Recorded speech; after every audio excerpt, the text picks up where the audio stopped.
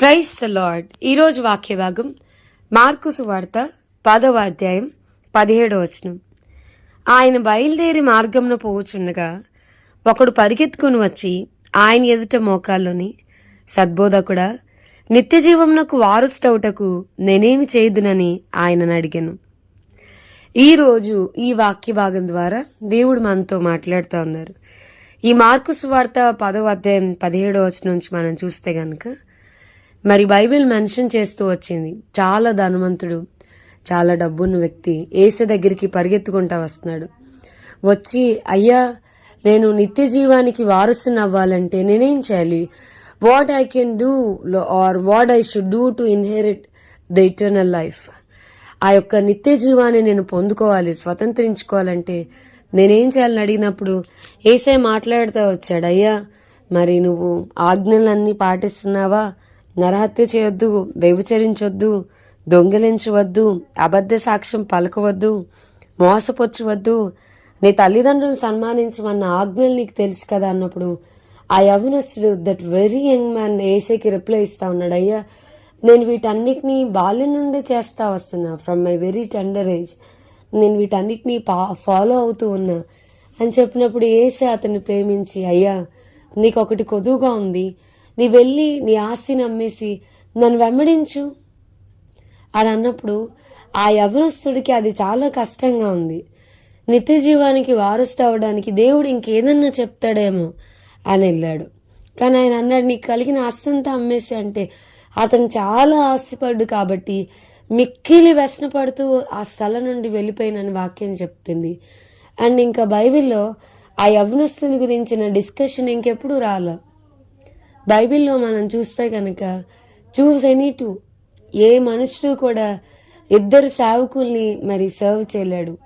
మరి దేవుణ్ణన్నా కోరుకో లేదా డబ్బునన్నా కోరుకో, మరి no man will ever serve two masters అని వాక్యం చాలా స్పెసిఫిక్గా చెప్తోంది. ఇద్దరు యజమానులకి మనం ఎప్పుడూ కూడా దాసులంగా ఉండలేము. అయితే డబ్బుకుండు లేదా దేవునికుండు అని బైబిల్ చాలా స్పెసిఫిక్గా వాక్యంలో రాయబడ్డం మనం చూస్తూ వచ్చాం. చాలా వెరీ స్పెసిఫిక్గా మెన్షన్ చేస్తూ వచ్చింది. సో ఈ ధనవంతుడు he don't want to lose his property, తన ధనాన్ని కోల్పోవడానికి ఇష్టపడలేదు. మరి ఇంకా అక్కడితో తన స్టోరీ అక్కడితో ఎండ్ అవ్వడం మనం చూస్తూ వచ్చాం. వెరాస్ మనకి బాగా తెలుసు సిటీ స్టడ్, మరి ఆయన తన దేశంలోనే, ఇంగ్లాండ్ దేశంలోనే చాలా మరి పాపులర్ వ్యక్తి, ఒక బెస్ట్ ఫేమస్ క్రికెటర్. తన తల్లిదండ్రుల నుంచి తనకి వారసత్వం వచ్చిన సంపద చాలా ఉంది, విపరీతమైన పనివారు, విపరీతమైన ఆస్తి, చాలా సంపాదన.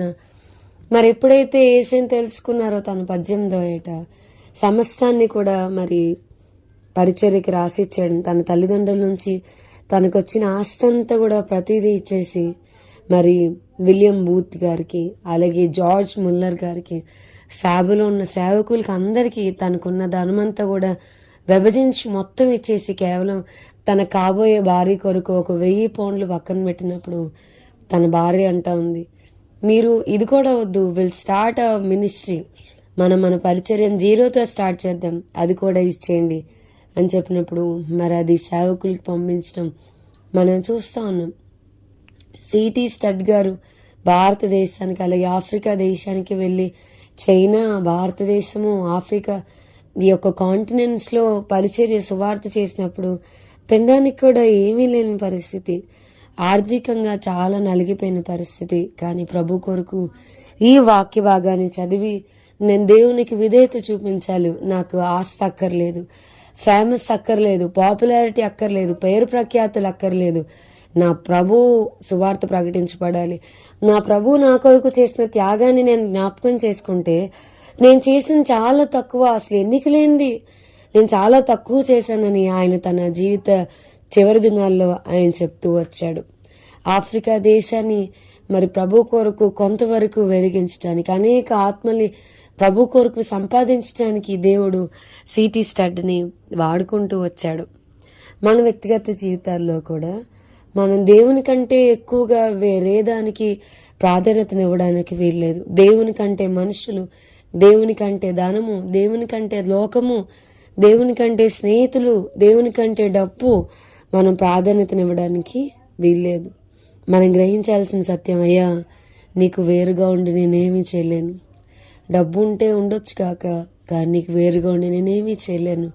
ప్రభా నాకు నువ్వే కావాలని యేసును కోరుకుని వారంగా, యేసు కంటే వేరేది ఎక్కువగా ప్రేమించిన వారంగా, ప్రభువుకి ఇష్టం లేనిది ఆయన మన జీవితంలో తీసివేయమన్నప్పుడు అది మనకి ఎంత ఇష్టమైనా కానీ దాని ప్రభు కొరకు విడిచిపెట్టు వారంగా దేవుడు అలాంటి శ్రేష్టమైన కృప మనందరికీ దయచేయను గాక.